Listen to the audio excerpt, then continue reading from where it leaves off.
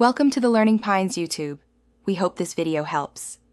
You start by confirming your device model and OS version, so you use the correct icon files and menus. Once done, plug in or keep battery above 20% to prevent shutdown during changes. Now open Settings and navigate directly to display or battery icon customization. If no obvious entry exists, use the search bar to find Theme, Status Bar, or Notification Settings. This ensures you begin with the right options and prevents wasted steps later when swapping icons or toggling developer-related settings. Next, find the Status Bar, System UI Tuner, or Theming area where the charging icon is controlled.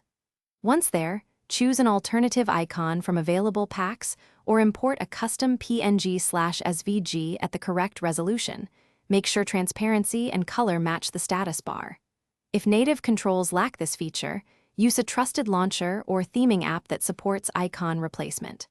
Also, back up the original icon and export system settings before you apply changes, so you can revert quickly if anything looks off.